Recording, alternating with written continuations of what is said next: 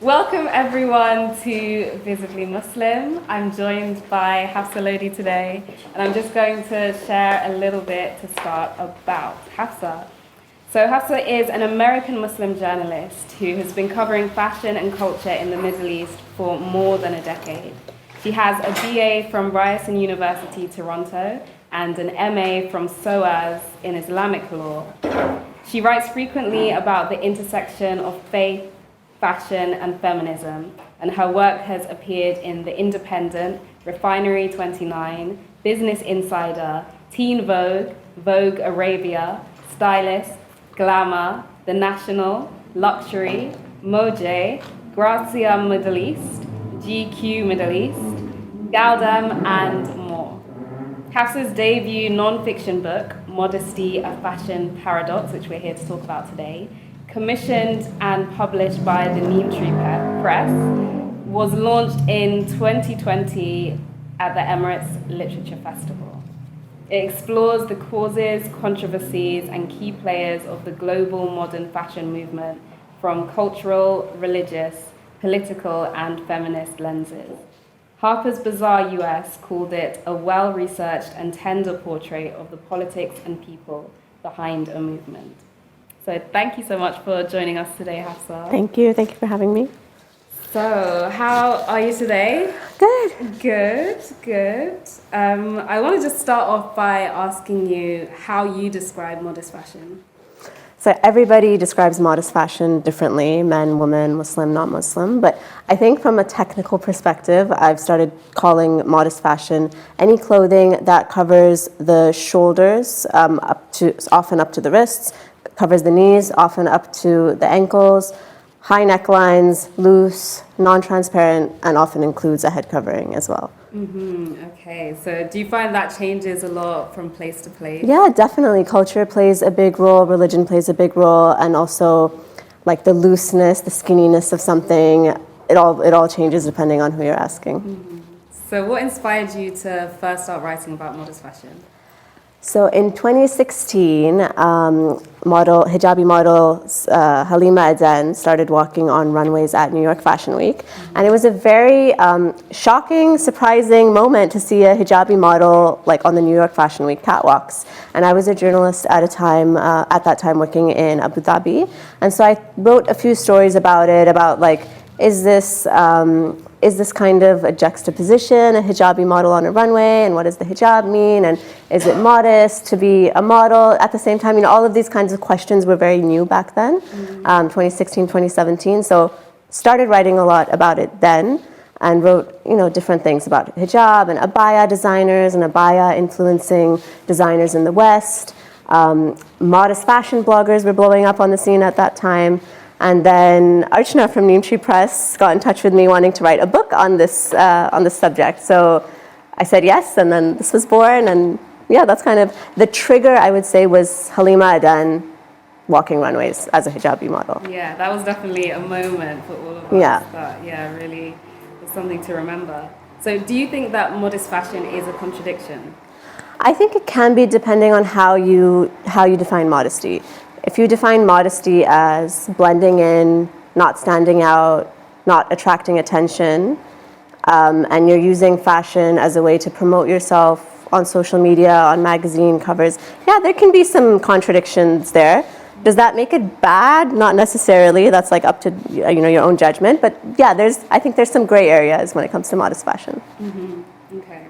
So in today's age, especially with social media, as you mentioned, and many people wearing modest fashion to stand out and attract attention rather than to blend in. Yeah. Why might this conflict with the concept of modesty? I guess, especially with social media and just media in general, runways, magazine shoots, Muslim women are being put on this very public platform, which hadn't really happened before. Visibly Muslim women were never very comfortable with putting themselves on these public platforms, or their families were not okay with it, their cultures, it was kind of taboo.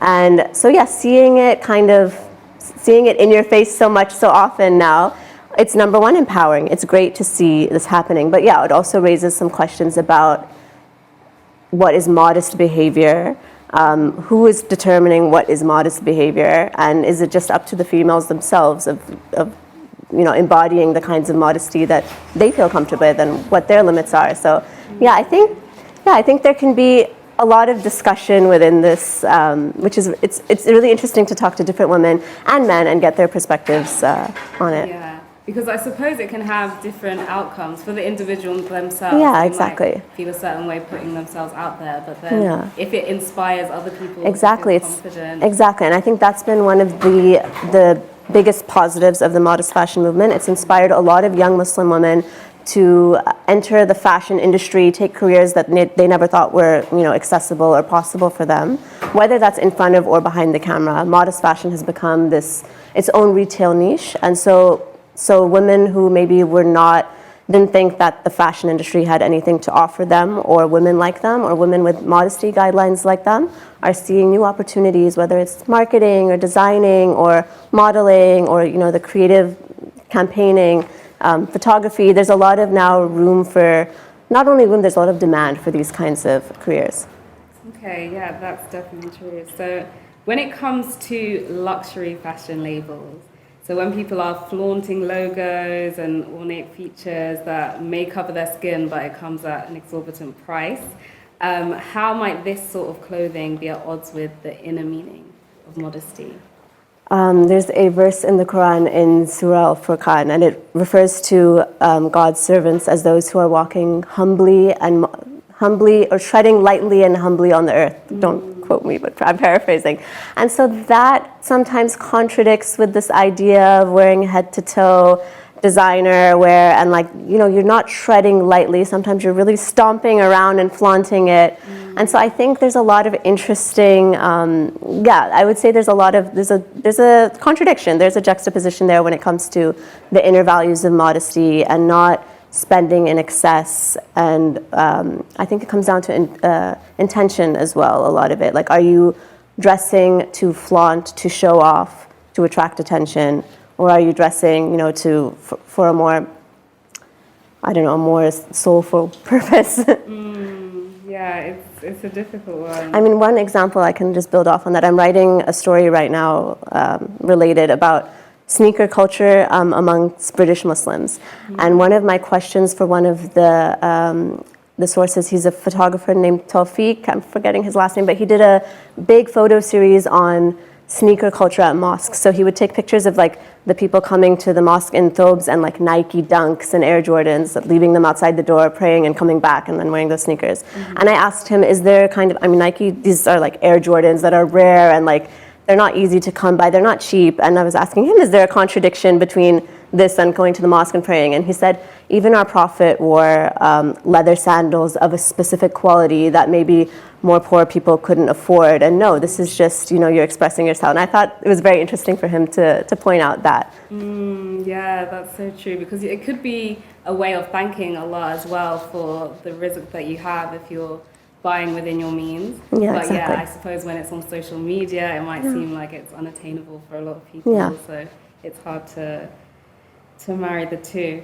Okay, so why is sustainability gaining traction among the Muslim demographic? So if you look at modesty from a faith-based perspective, and you're looking at fashion in general from a faith-based perspective, modesty is just one of the kind of criteria or the elements that your lens is shaped by. So another one is sustainability and being environmentally friendly. There's this one designer, some of her pictures are coming here, but she's based in the US. Her name's Melanie El-Turk.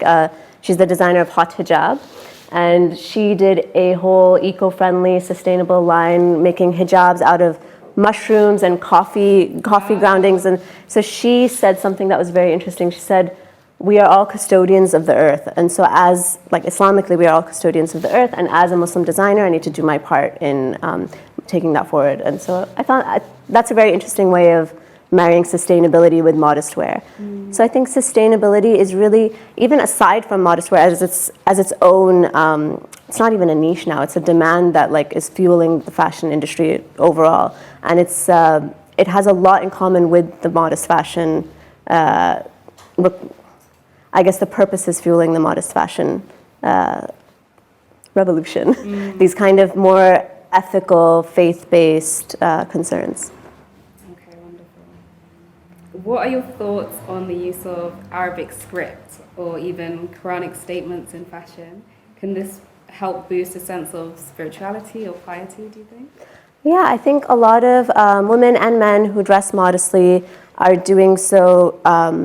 For some, it's a spiritual way to embody your faith, and so like the title of this talk, Visibly Muslim, embodying faith through fashion. So sometimes there are these brands. There's UK-based Ziduri. I don't know who knows it. There's 5 Pillars in the US. There's these streetwear brands that are putting even like some Quranic verses or Hadith statements. I think there's one that I ordered a few weeks ago. It said, "Do not be impressed by this world." It's called the Dunya Tea. Something like that, and it just says it in this really cute way. So like it's there's another one that they just put the numbers of their favorite Quranic verses or something. Oh yeah, there's one that said, "Blessed are the strangers," referring to another Hadith. So like little statements like this can help you kind of connect with community. It can also inspire others to ask about Islam. People can see it as a form of dawah or like making Islam look more inviting, approachable to non-Muslims.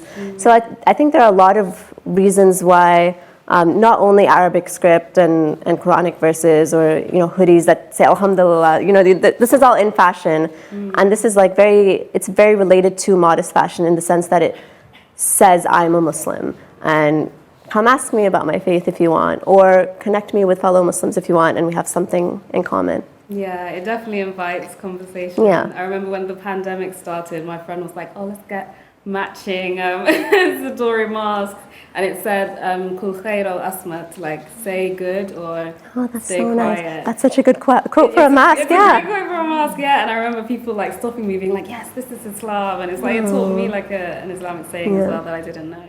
So it definitely. I love Ziduri. Their stuff's amazing. Yeah, great. So why might men and women in the West want to look visibly Muslim, despite the risks of being othered or the subject to Islamophobia? I think a lot of it is a reaction to Islamophobia and to anti-immigration sentiments that we often face in the West.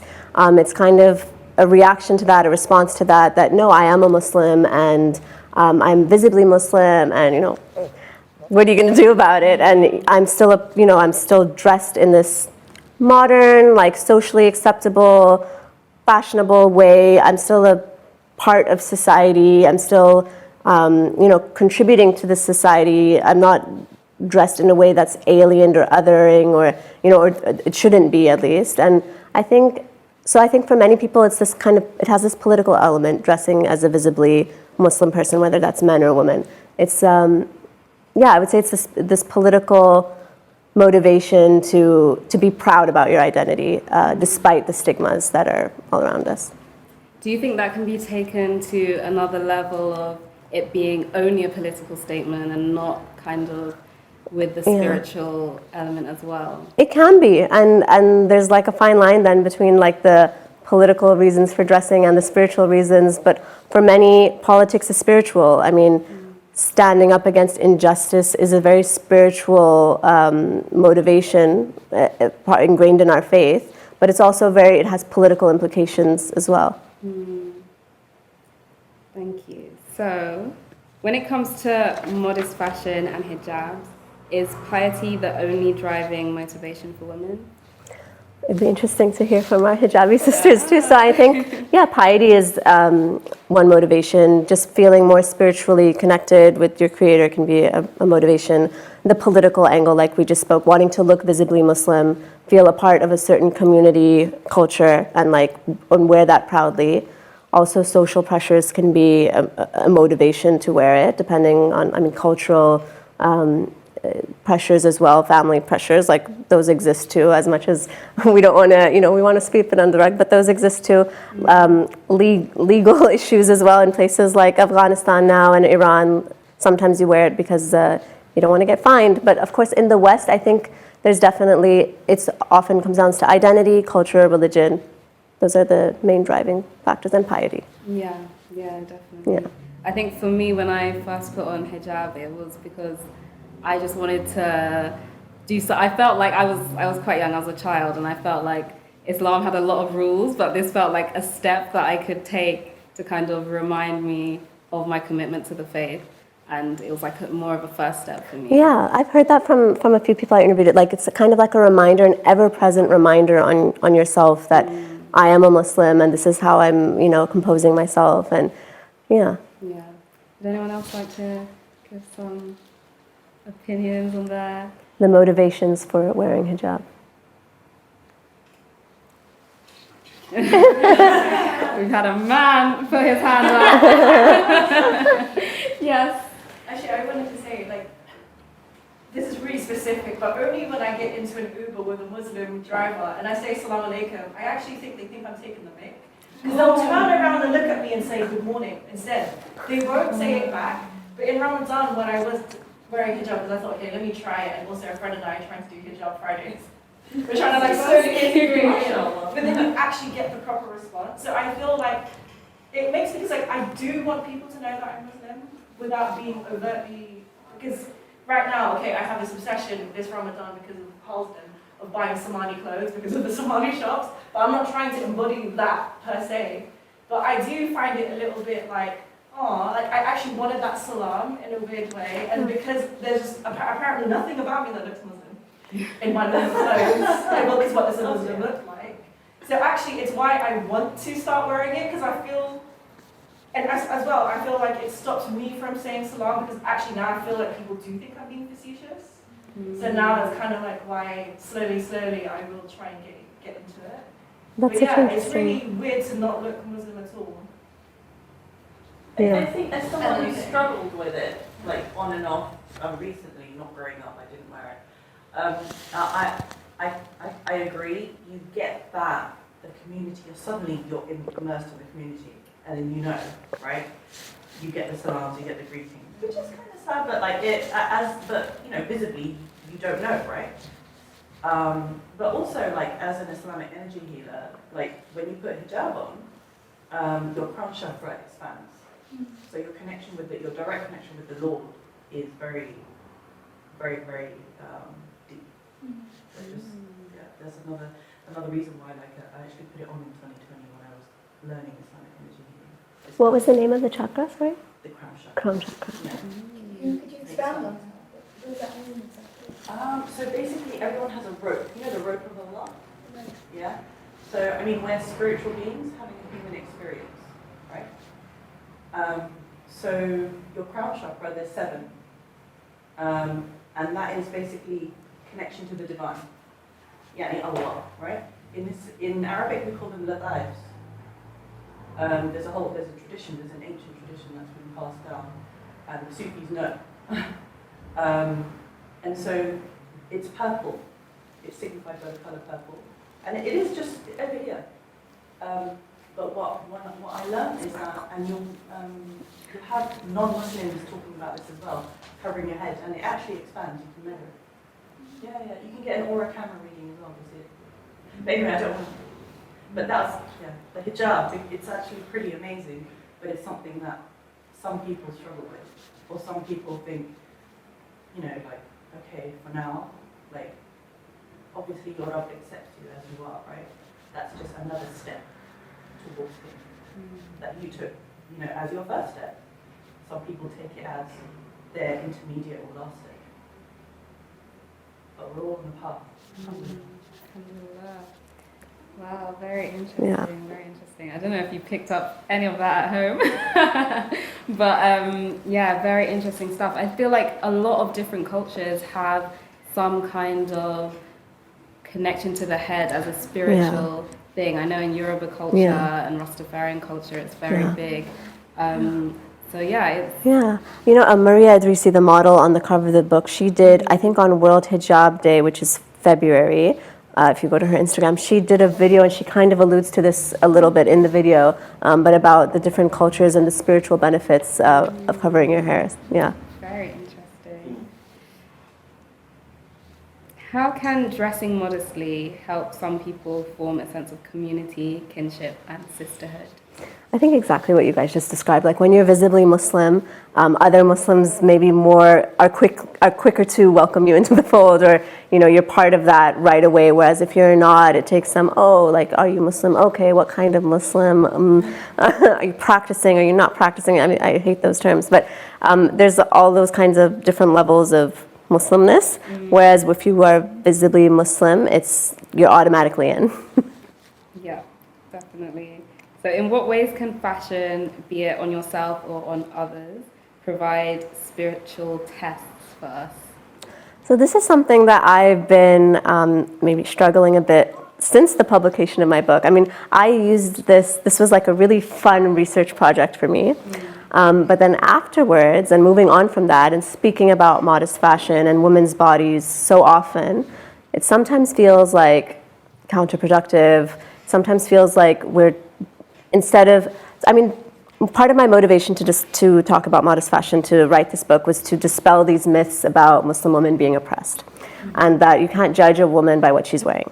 And I feel like by constantly writing about what Muslim women are wearing, I'm judging them, or I'm inviting others to judge them. Like we always judge. That's a spiritual test on us, not to judge. So I think when it comes to others, like this constant scrutiny of Muslim women in general, and their bodies, and whether they're covered or uncovered, and to what level, and whether their ankles are showing, and their neck, and even if they're in hijab, like all of this, I think it all is a spiritual test on us to not get, maybe get so caught up in these details, look inwards, be self-reflective instead.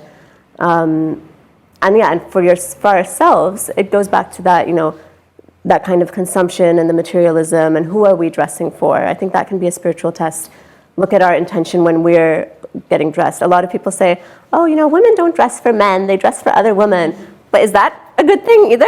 Like we should just be dressing for ourselves, or if we're there, our connection with the Creator.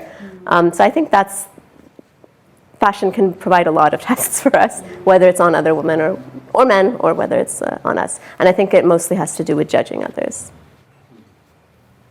I agree. So here come the haram police.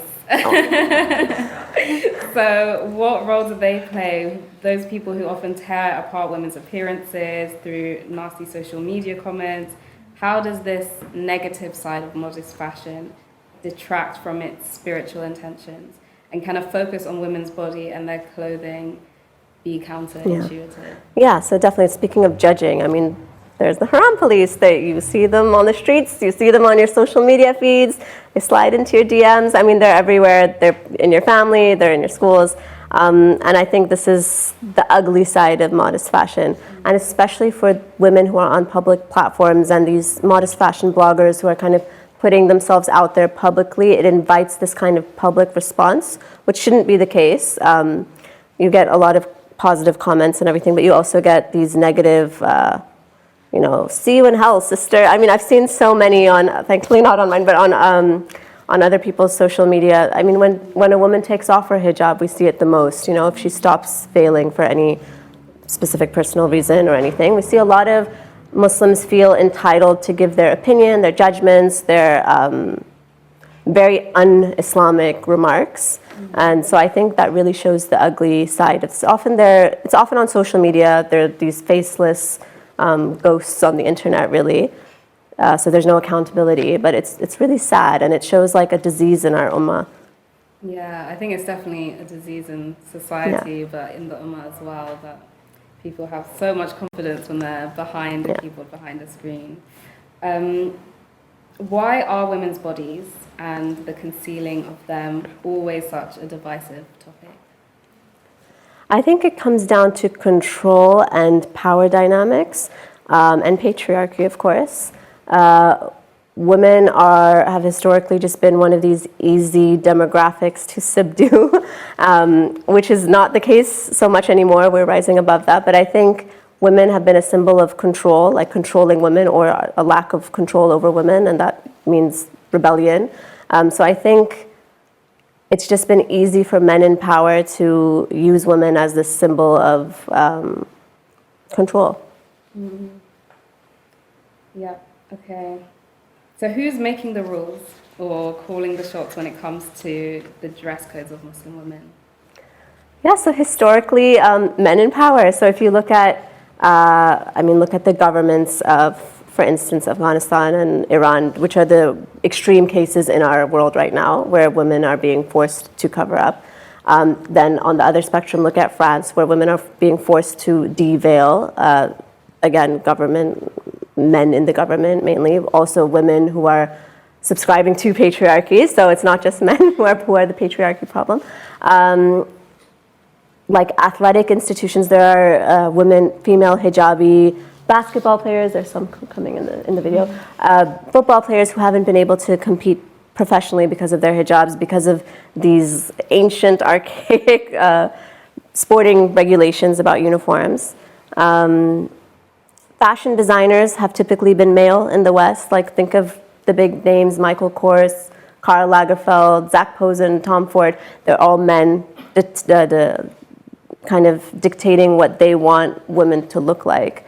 So I think it's always, it's basically these men in power who have been controlling how women dress according to the male gaze to either attract it in terms of the West or detract from it in these extreme cases in Eastern cultures. There was a quote from, I think the woman was called Samira Rahman, and she said, "My body is not a political playground," and I always found that so powerful. It's like so many people have their fingers in, in the pie, but when do women get to take the power? And I think even Dina Tokyo, who is one of like the veteran modest fashion bloggers, she wrote a bit in her book called Modesty about burkinis and why are they always banned and why have burkinis become this like political topic and the symbol of oppression in France and elsewhere in Europe.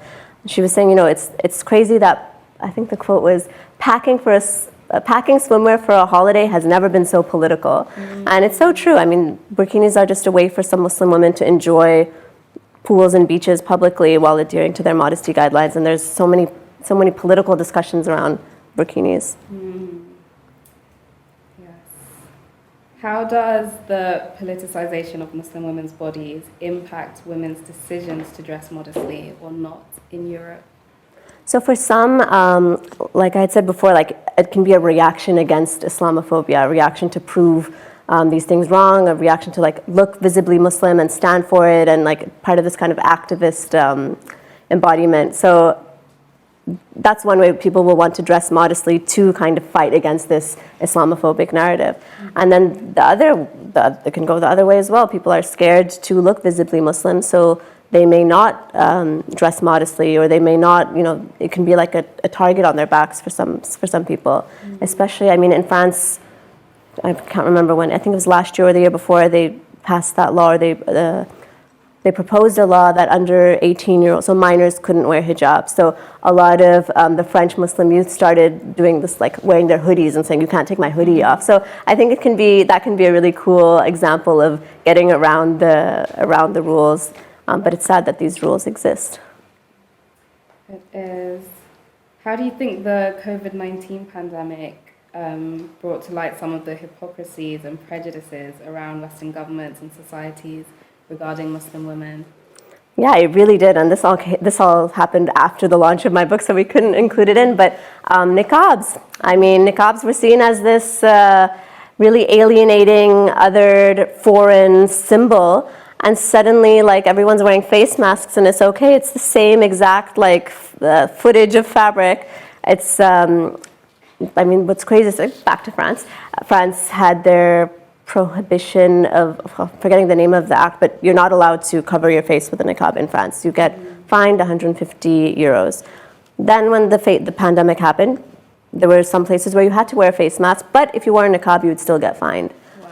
That's crazy. And they've publicly stated that, no, this law is still enacted, even during the pandemic.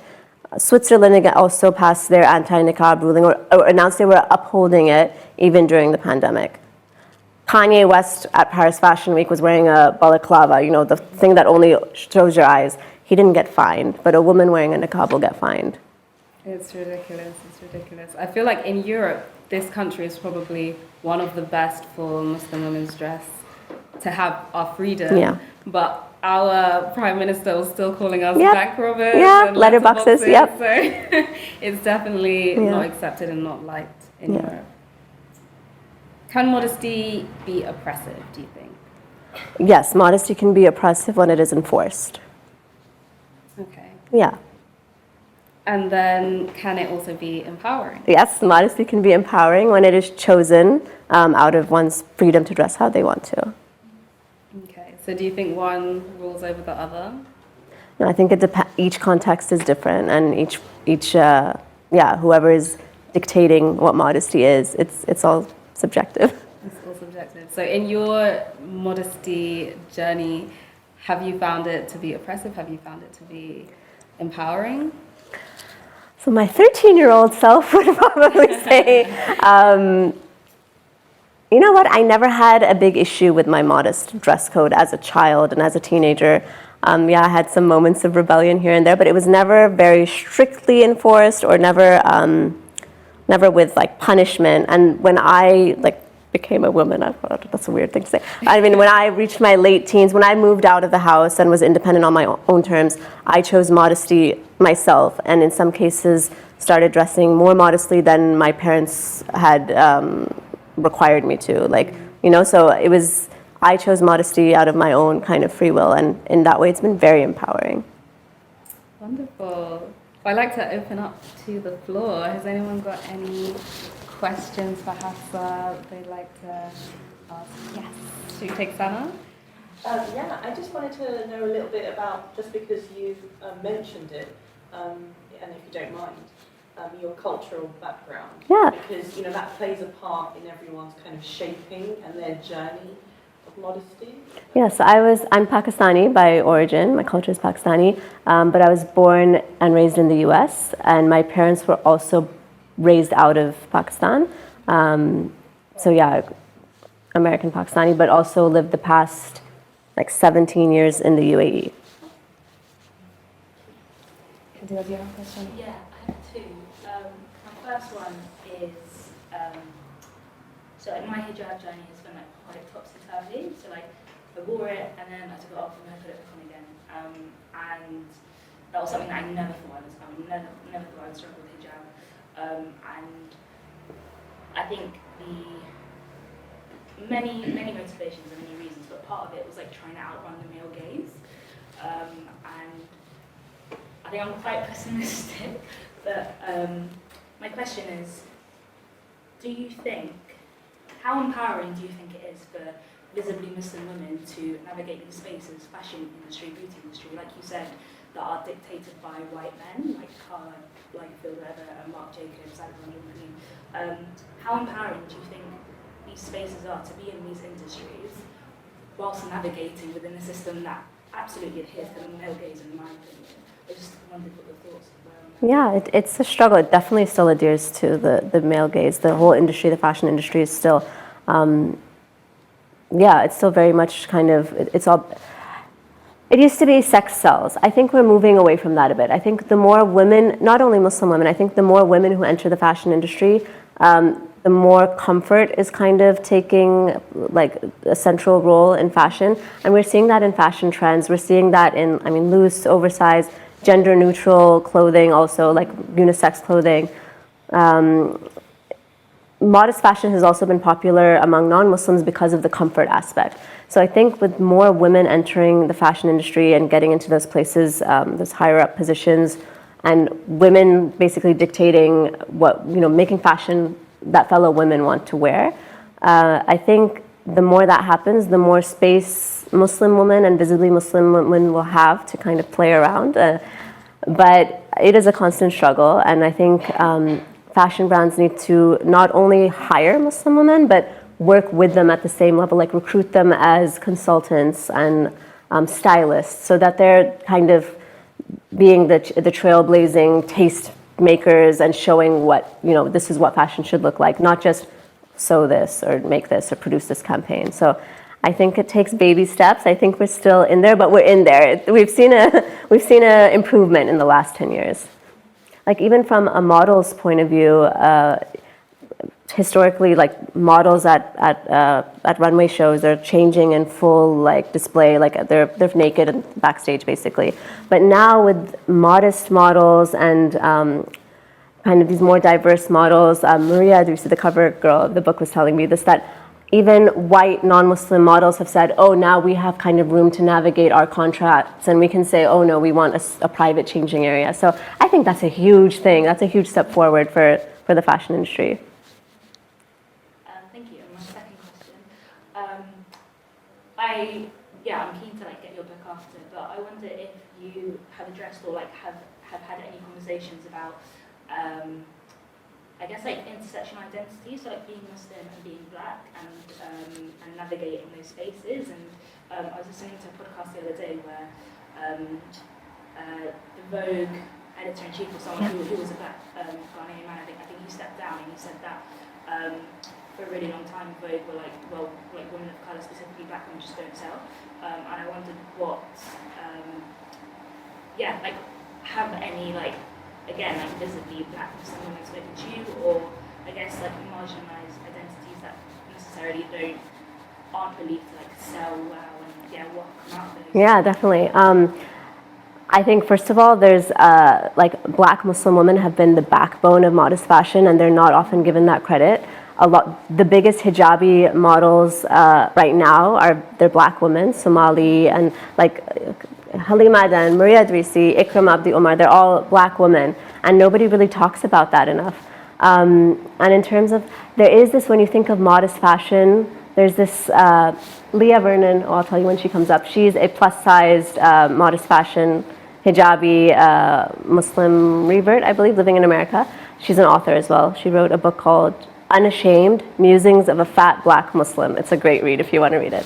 But she often talks about the typical modest fashion poster girl is a white, light-skinned Arab woman who wears all pastels and has the perfect bearded husband. I think this is a quote taken from her book. And I was like, that's so true. On social media, you see their little perfect little whites and pastel. So yeah, it's really interesting to see that. But I think the boundaries are being pushed. I think the more that brands, it starts with the marketing, what you see on billboards. The more brands get, more diverse, more women of color to star in their campaigns. I think we're seeing that push, but I think there's still a lot of work to be done. I mean, even like Project One Runway, it's an American show. We saw Ayana Ife, I think it was her name. We've seen like a lot of black Muslim women in the modest fashion space, but they're not getting credit for it. Yeah, a shame. So I'm a social media marketer, but academically, sorry. Academically, I actually used your book. I remember you on Instagram. Yes. I was at SOAS. So I used your book to look at how you can market modest fashion brands, mostly like Middle Eastern brands to a British audience, because I think the idea that modest fashion is exclusively Muslim or religious is a very interesting one. But with that, you get a lot of backlash about appropriation or bits like that. I was wondering what you think about that. A few years ago, was it last year? There was Modest Fashion Week in Dubai. I think you were there as well, by the way. Yeah. I didn't catch you though. And I met this influencer she was not Muslim, she wasn't religious. And she was telling me about how like she feels like she dresses modestly and she relates to modest fashion and she relates to like mainstream fashion. But like sometimes she feels like she's almost appropriating it in a way because it's such a religious space. What do you think about that? And do you think it's like wrong, or do you think it's good to market to a British audience? That's a tough one. I mean, cultural appropriation is a big controversy in fashion in general. I have an unpopular opinion that it kind of takes up too much focus. I think fashion is all about taking inspiration from different cultures. It always has been. But there are some touchy, sensitive areas. Like, I mean, you shouldn't be what's the word? Derogatory to any specific culture in your designs. And when you're celebrating them and when you're working with people from that demographic, I think that's the best way to do it. So if you're doing, a collection inspired from, Pakistani textiles, go to those villages and go to Pakistan and use those people in producing your textiles. Don't just create a print from something you saw on Google and then market it as this ethnic line. I think there are ways to do it well.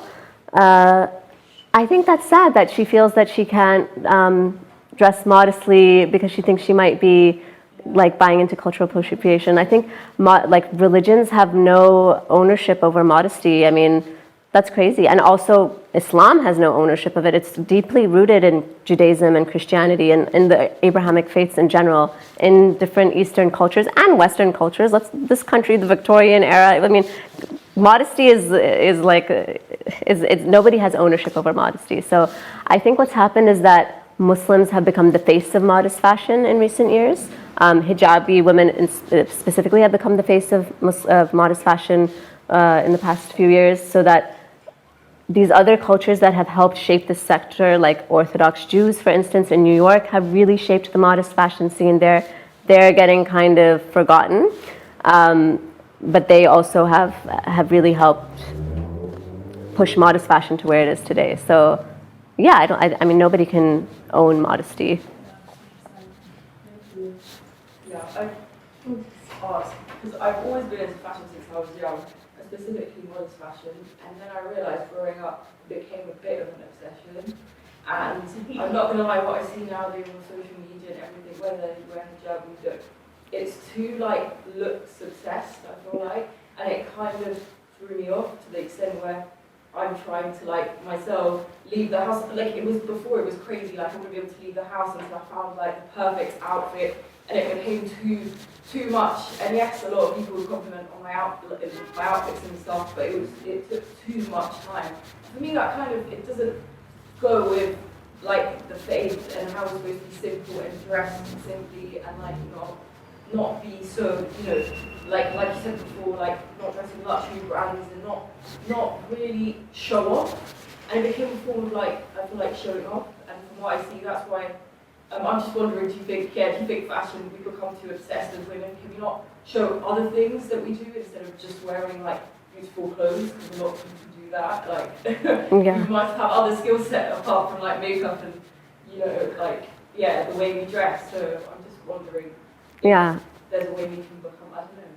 I mean, let me know when you find it, because I'm struggling with that too. I'm totally aligned with you. And especially for this book, I started following every single modest fashion influencer on Instagram I found.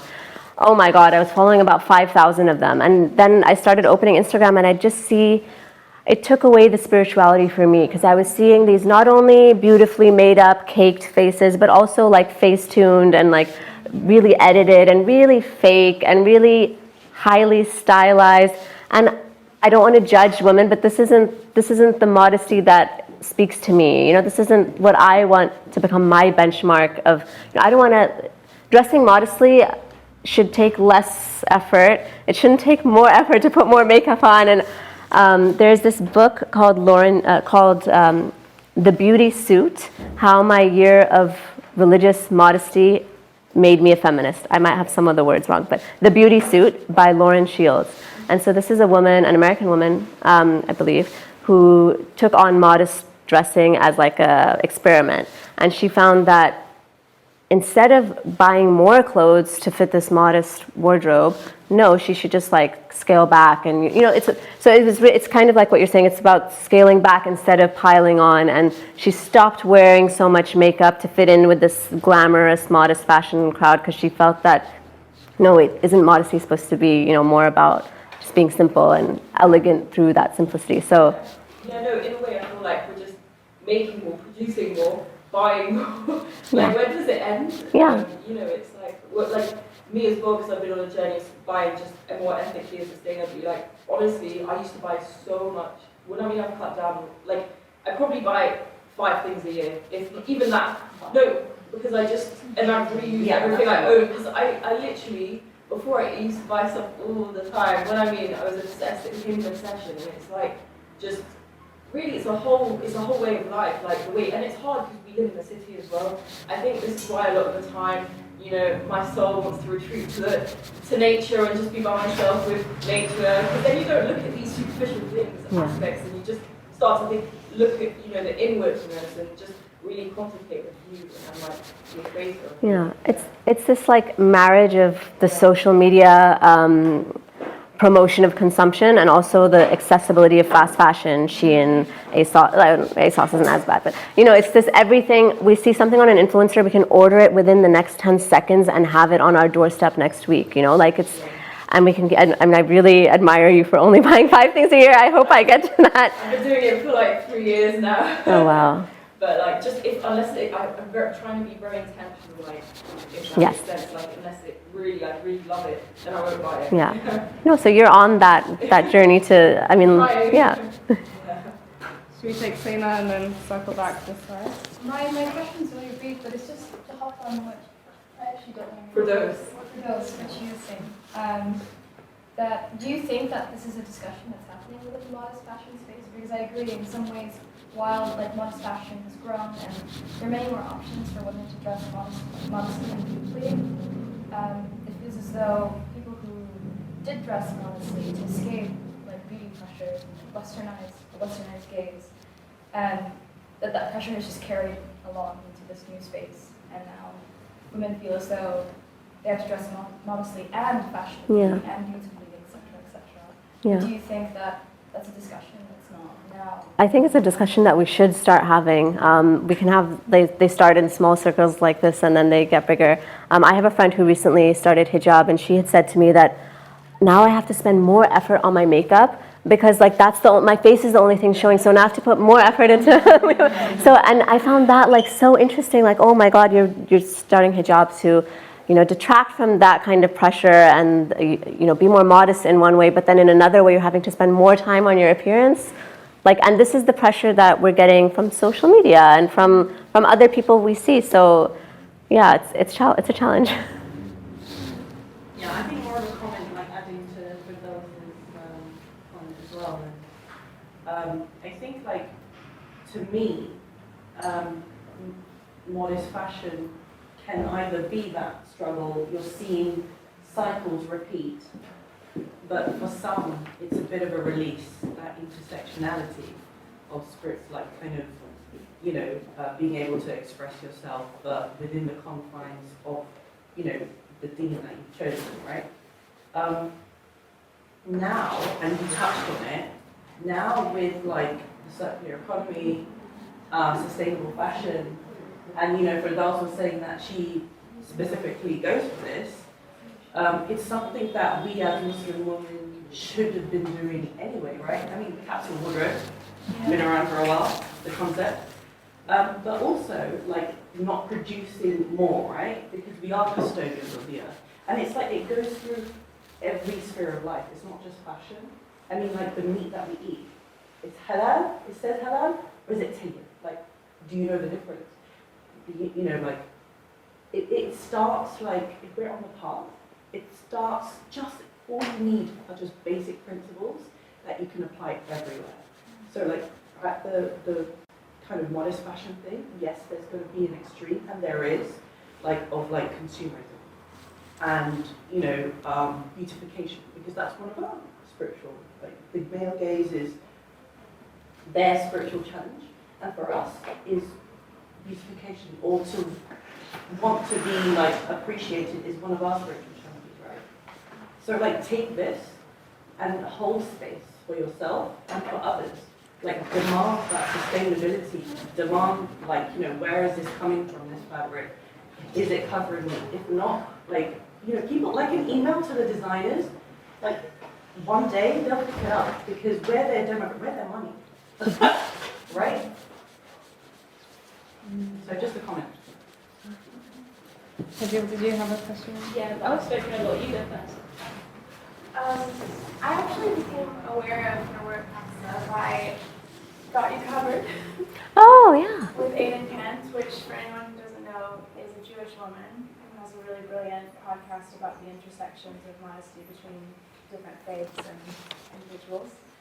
And I really enjoyed the episode. And I don't know if you saw something that she posted recently, but she talked about how she's gone through this really amazing journey with modesty, and it was in part her initial intention to heal her relationship with her body and with her sexuality as well. And after a while, when her Jewish identity became a lot stronger, and her relationship with her body became a lot safer. She started to lose kind of the motivation to actually cover her hair and dress modestly, which I kind of relate to, because my relationship with modesty and hijab has been quite up and down, and I went from building up to wearing it full time for the first time during Ramadan, the hijab I mean, to just feeling like I needed to take a step away from it afterwards. And I think the part that I relate to is that I feel maybe a bit more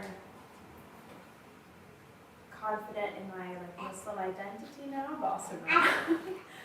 But it's that relationship to the intention and figuring out, I guess, where it actually comes from for me that I'm trying to navigate. But anyway, I just wondered what thoughts you had or any advice maybe on that journey, which is obviously anything but linear. Yeah, I mean, for every woman, for every Muslim woman, modesty is such an ever-evolving journey. Like, other people don't really understand how it's such a journey, and it's because of our faith-based connections. It's because of the pressures, our cultural, like the cultural pressures we have, the societal pressures, influences we have. I mean, I don't know what to tell you because I'm also in the same space as you. Like, what I think is modest for myself changes week by week sometimes.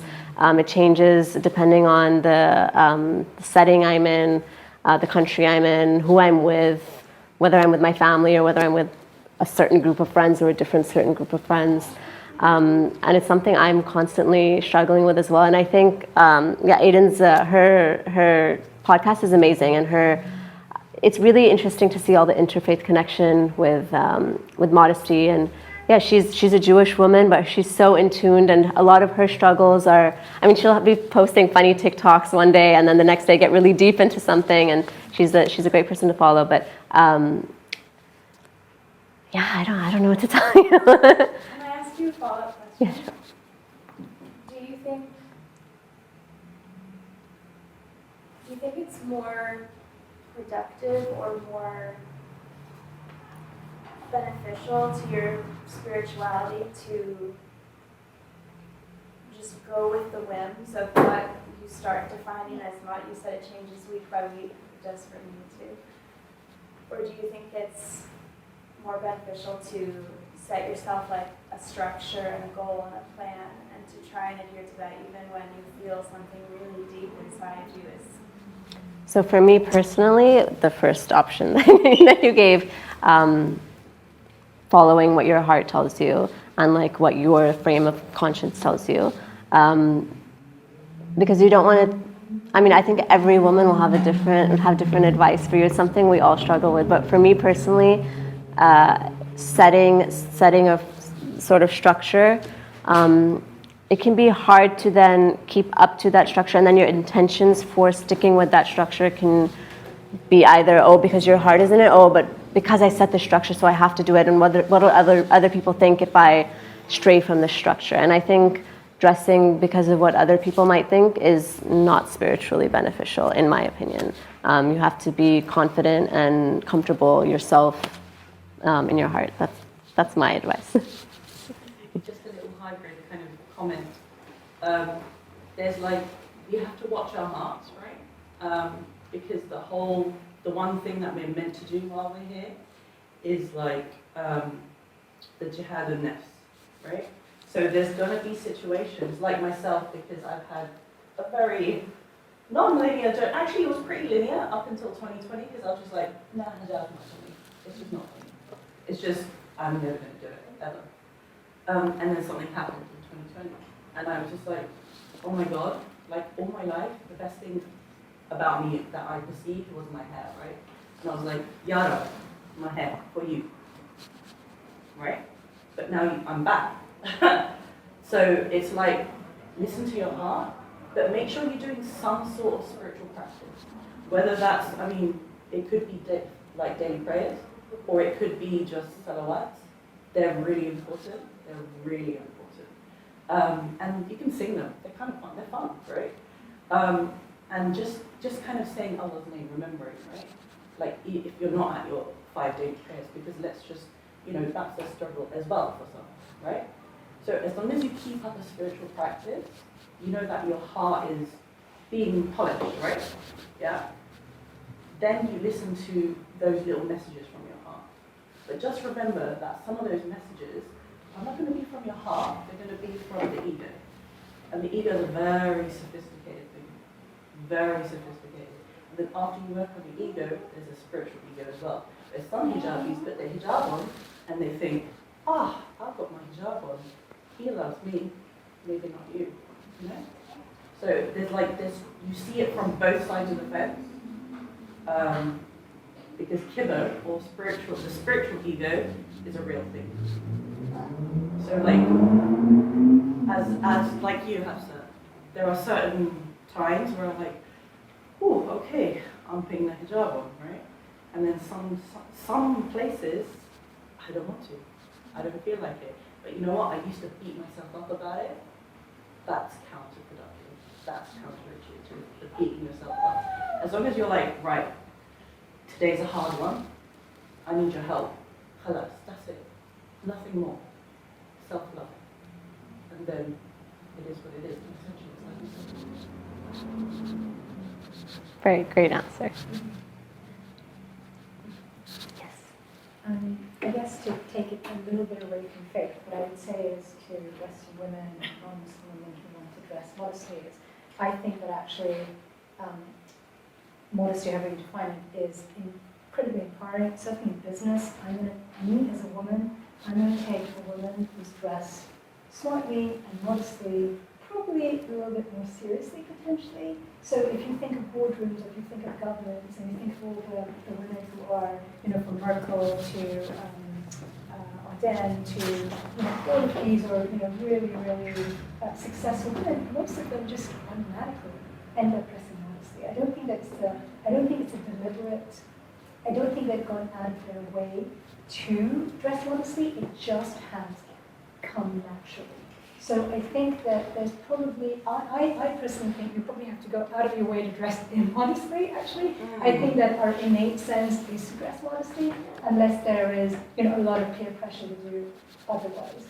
And I also think the Instagram thing is, even if you forget about fashion, I think that social media in and of itself is very addictive. So Firdaz was talking about how I think it's and if you have seen the, what's it called? I think it's a social contract. There's a very good documentary about on these social media companies. They basically set up the algorithms to be addictive. Definition, that's because they want you to keep coming back. So I think even if it wasn't fashion, it would be something else. And the younger you are to partake of it, that's what you're going to do. So I have 2 boys. I don't have a girl, but if I had a girl, I think I wouldn't. But even with my boys, there was absolutely no social media. None. Now they're 19, 21 now. Simply because I think it's very addictive. And actually, those social media, the children of those social media CEOs don't allow their children access to phones and social media. Just think about that, right? And with AI now, though, that whole algorithm is going to speed up. So, yeah.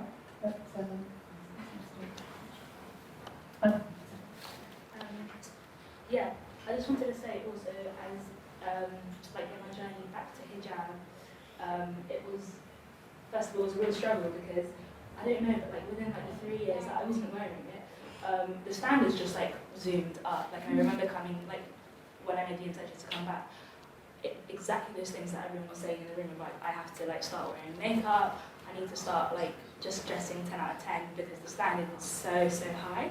So I completely agree with what everyone was saying. And also, the discourse surrounding hijab is so loud.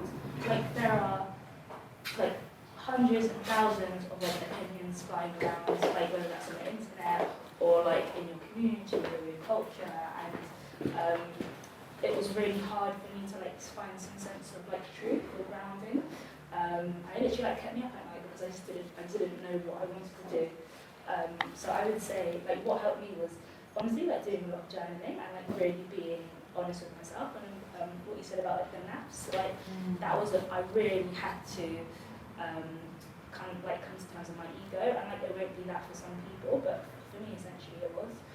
So I would say like find something that grounds you, and essentially like you're just going to come back to your truth. Like it will always be your truth. It can't be guided by the Haram police or like I don't know like family members or whatever, because essentially you're sitting with it. And to observe hijab in this political landscape is so hard. I think like and also I think it's really brave that you called the title a fashion paradox, because like it's not blindly empowering like how we navigate it, and I think that's really brave. So Thank you for being so honest about it, yeah, you know? Like not letting it be an elephant in the room, because when it first started up, everyone was so hyped, and it was a positive, for me it's a positive thing overall, right?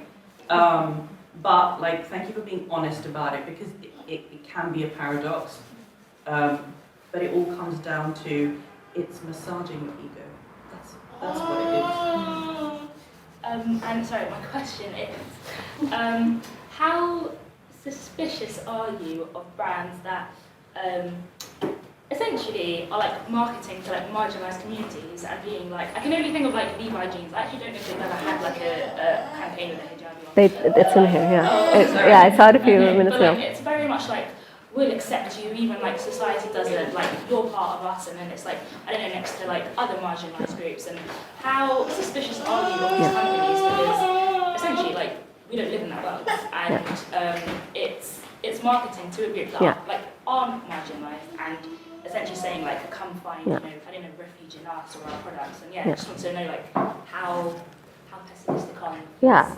100% pessimistic. I mean, I wouldn't say I'm suspicious. I'm fully aware that they are just targeting you for your money, targeting us for our money. And the thing is, I don't expect anything deeper from them. Like retail is business at the end of the day. It's a money-making scheme. They're trying to make money. Muslim consumers are a major spending power in the world. From the Gulf nations of the Middle East to wealthy Londoners to even non-wealthy Londoners, even us normal folk. I mean, it's we're seen to be this massive spending power body who will spend on modest fashion, and we will spend on modest fashion because we didn't have it for so many years, and we're so excited to see it in stores. So they're winning, we're winning. But we're not getting anything deeper out of it. This is how I view it. Just because they're making modest fashion doesn't mean they appreciate our faith or are embracing our culture. They're not. That money is not going to any communities of ours. It's a very have you heard of Muslim Girl, the platform? So the founder of Muslim Girl, Amani, she's an Iraqi American. Jordanian maybe in there as well, and she wrote something in her memoir, Muslim Girl Coming of Age. She said, these brands vilify us. Well, so the West vilifies Muslim women while at the same time trying to profit off of us, and it's so true. And we're just willing participants in that cycle, and I don't think we can expect anything much more than.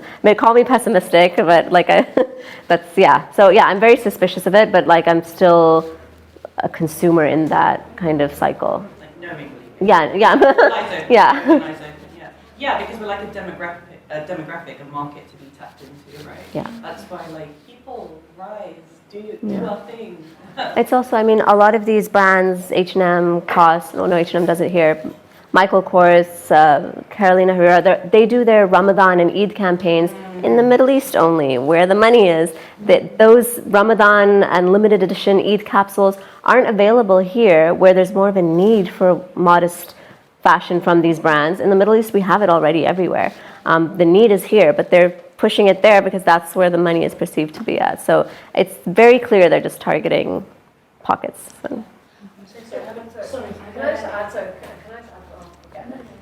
So I come from a fashion design background, so I'm I remember designing for a Kuwaiti brand. This was the early 2000s, and fashion, modesty wasn't a thing back then at all. It was in the Middle East, obviously, but not globally. But as fashion's evolved, now I'm in jewellery, but your question about like these fashion brands like kind of targeting and making money, for me personally, it comes down to the consumer.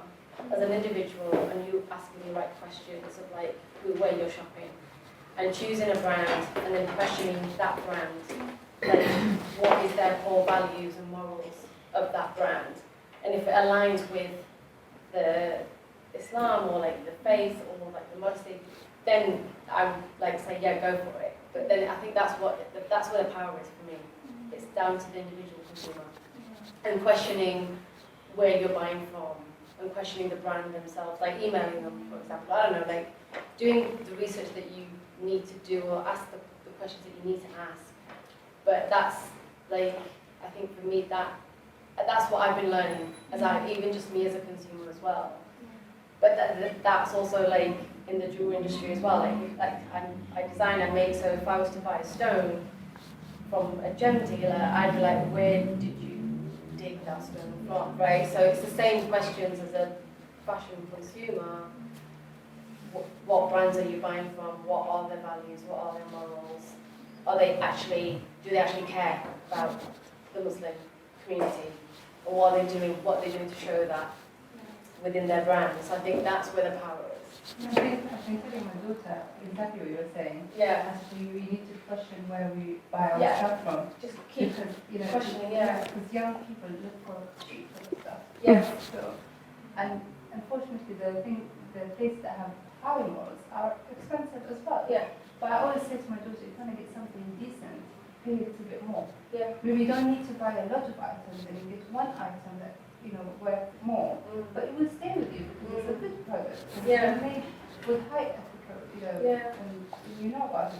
And like big companies, I don't want to name anything here, but I'm sure you know. Yeah, fast fashion. Yeah. But I think also with the questions being asked, the bigger brands they are now. They're becoming more aware that actually our game is not really kind of working now. We need to start changing.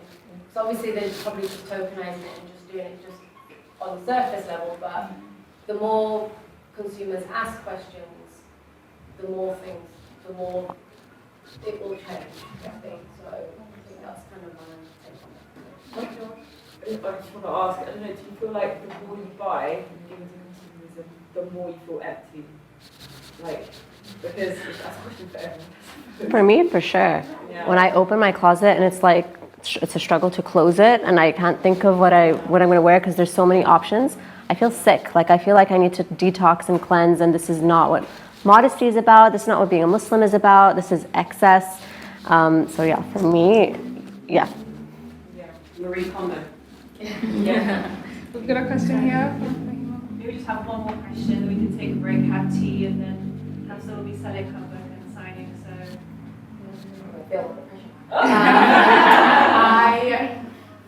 So first, apologies, I did come in because I was coming from work. However, I work in the fashion industry in retail, where the primary client or group demographic that come in are Middle Eastern individuals, and I work in luxury fashion in Europe. And so something that I'm left to wonder, and something that I wonder is growing up as a extremely low income, and growing up in a position where I wore a lot of handmade clothes and things. I'm now put into this world where it's the exact opposite, and not just that, where a lot of the clientele are Muslim. And it's a lot of my own unlearnings where I'm like, okay, Muslims are not all the same. We all come from different backgrounds and wealth points. I think something that I'm wondering, being in this position of work, and something I'm wondering that you explored is this kind of intersectionality between modesty and availability of modest, proper clothing and wealth. Is it that, and maybe this isn't something that's related at all, this is something I'm just curious about. Do you find that, for me, the place I work at does have Eid offerings and offers modest long sleeve clothing specifically for Middle Eastern Muslim guests, but those are always so unaffordable and inaccessible to myself. And I find that I struggle walking into H&M or Zara, for example, and trying to find something in and out, and I can't because it's so hard. I have to go in the winter section and things like that. So this may be something that's not related. This may be something that you haven't picked up, but I would love to hear your thoughts on how wealth ties into a lot of the things that you explore. Yeah, no, this is explored in the book, quite early on in the book. There were these financial projections that came out from the global state of the Islamic economy report. It comes out every year by from Dinar Standard and Salam Gateway. And so, I mean, they projected this, Muslim spending power as, I can't even remember the name, it was like $400 billion. It's been, I mean, it keeps going up every year. The Modest market, they projected it to be worth $400 billion by, I think around now. So these projections are what's fueling these Western brands to target this like perceived wealthy Middle Eastern consumer. And often this is done around Ramadan, when it's like the Ramadan rush. You work in retail, you'll know that. When a lot of these Kuwaitis, Qataris, Omanis, Emiratis, Saudis come to London and they're shopping at Harrods and they're shopping all down Oxford Street for their Ramadan wardrobes. Again, there's a lot of juxtaposition there, because like, isn't Ramadan supposed to be about staying home and praying and just being simple and giving charity and focusing on that? But no, for these cultures, socializing is a big aspect. So in order to socialize, you must wear the newest, fanciest, most expensive clothing for some cultures. So yeah, it's explored in the book, and yeah, it's weird. Again, modesty, fashion paradox. Like it doesn't really connect with a lot of our cultures and upbringings. I was just going to say on that, I was looking at the most beneficial way for a brand from a business perspective, if you're trying to make money. What's the best way for you to position a British modest fashion brand to sell to a British audience? And I found the opposite of what I was expecting, is that if you position your brand as very, very religious and very, very Muslim, so like you use women who are very covered, not turbans, not anything like quote unquote in the middle, you can actually make more money than if you open it up to everyone, which is so interesting, because you would think it would be the other way, because surely you're like expanding your consumer group. But it's something about consumers where we're drawn to like very strict modesty for some reason, and for some reason that drives more money. I just thought it was so interesting. It's that market segmentation. That's really interesting. Yeah, exactly, like they're segmenting the market and it's paying off. That's really interesting. Because you think you would, because modesty, as you said, no one owns it, right? Like it was a innate like thing. And we've got less and less clothes like in the 60s, we had the new skirts, trousers, etc., etc.